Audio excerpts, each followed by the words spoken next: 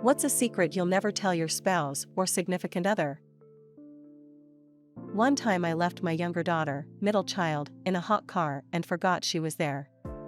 My wife and my oldest daughter had gotten out and went into a theater where the oldest daughter had her dance recital. I parked the car about 100 feet away, and for some reason, maybe because my wife and daughter got out, my stupid brain just decided to go into kid-free mode. To say I panicked 10 minutes later when I remembered would be an understatement. I was mid-conversation with someone, and when I remembered her I just turned and ran. No explanation.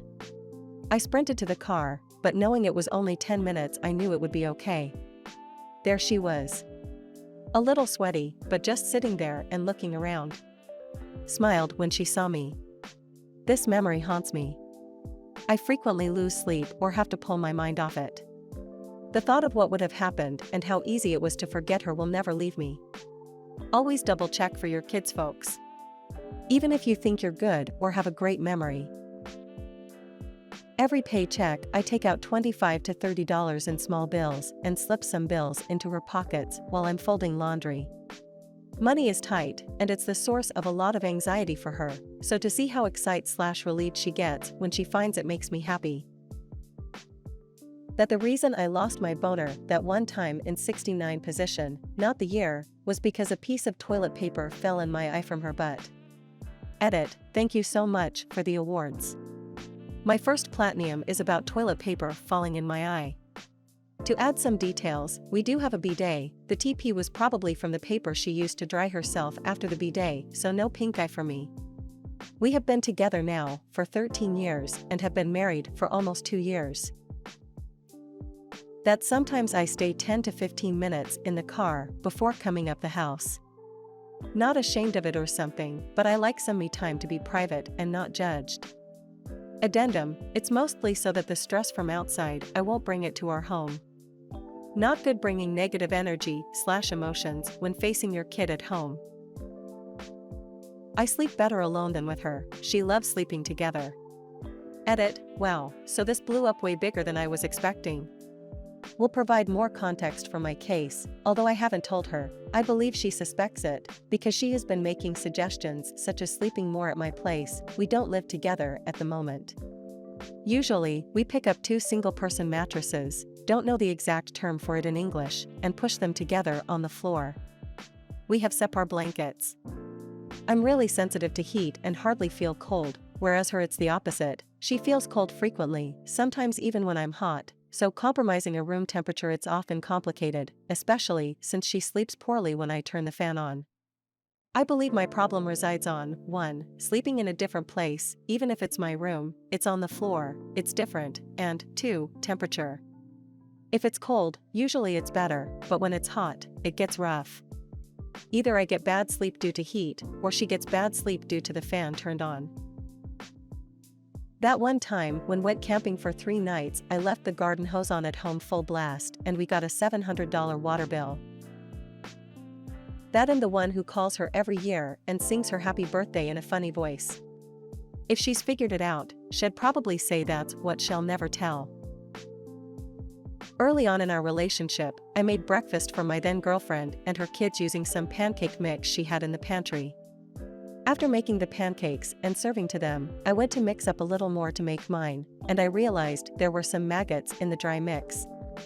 They were pretty much done eating, and telling me how good they were. I decided that ignorance was better than telling them. Taking that one to my grave. I saw on the call display that the jewelry store was calling. I let him answer it. He immediately left to run an errand and came home and took me out skating, where he romantically proposed on a frozen pond under a floodlight on a February evening. We'll be married 20 years this year. I can't tell him I knew the whole time. I just can't. ETA, we had gone a few weeks before to pick the ring out and we had talked in depth about getting engaged. It wasn't a complete surprise. But he did want his proposal to be a surprise, and it really was special, even though I knew.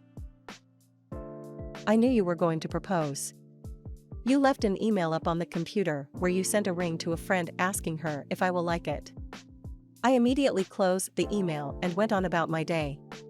We went on the 2-week-long trip to Hawaii. One of the days you told me to dress up and I wore this cute white summer dress. I still remember the way you looked at me. You looked at peace. We drove up the coast to the beach your friend recommended. As soon as we pull in, it dawns on you that this isn't a private beach. It's pure madness. People everywhere. I saw the look of panic on your face. I squeezed your arm and said, let's keep driving.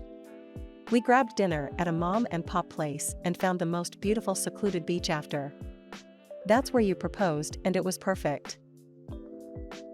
That I know about their emotional affair, I know what said and how minuscule I now feel in my day-to-day life.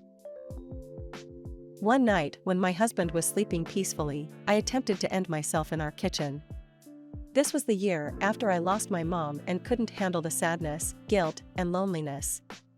The bedroom was near the kitchen and the door was open. I heard him sleep talk and he farted while sleeping. It was so unusual and funny that it made me stop what I was doing. Edit, thank you so much for these comments. It's so heartwarming to read them. I'm holding back tears. This happened 6 years ago, and glad to say that I'm in a far better place and state of mind. Thank you so much, everyone. I cheated on my ex. She was abusive to me, insulted me, screamed at me, scratched me, hit me, threw shit at me, but I felt stuck. I reached out to a female friend of mine after an especially heavy argument where she threw an insulated bottle into my face, and she consoled me. One thing led to another, and we're intimate. After that I felt dirty, but it also opened my eyes. It felt like the ties that kept me with my abusive ex were cut. I was able to break up with her, and now found a girlfriend I wouldn't even think of cheating on. I also told that friend of mine about it and how I wouldn't want to have that happen again, to which she said she felt like I needed that to realize that there are others out there that'll give me the respect I deserve. She was right, and she's happy that I finally found home. Edit, the reason I wouldn't tell her is because her ex cheated on her twice, and I know how she'd think of me if I told her that.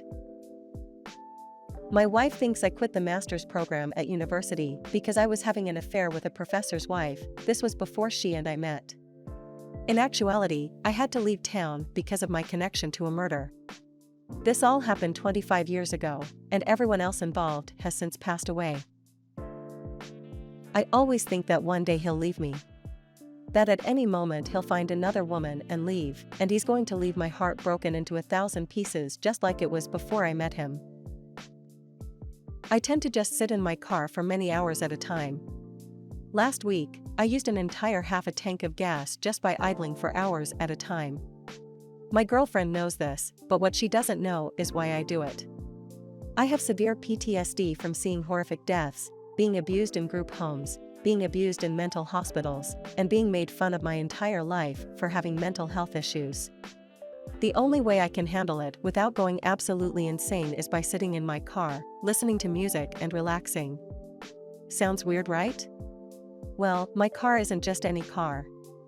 I got it from my aunt, and she was the one who took care of me as a kid when my dad was absent, which was every day. She took me for drives every week in that car to get me out of the house, and to get ice cream with her and my cousin. This car also has memories of me and my grandpa working on it together, since it's my first car and I wanted to modify it a bit along with repairing some stuff on it. That car holds so many special memories, and it all comes flooding back when I sit in there, so I feel a whole lot better when I come inside my house or when I call my girlfriend. It's a coping mechanism, but I don't want to tell my girl because I don't want her to worry about me. Let me share my mistake for others to learn. After our second child, my wife was feeling self-conscious about her body. So she wanted to shake things up. She went to a spa, got pampered for the day, and then, for the first time in her life, got bangs. I do not prefer short hair, bangs included. But she came home so proud and asked me what I thought. It was already done. What was I supposed to say? You look amazing.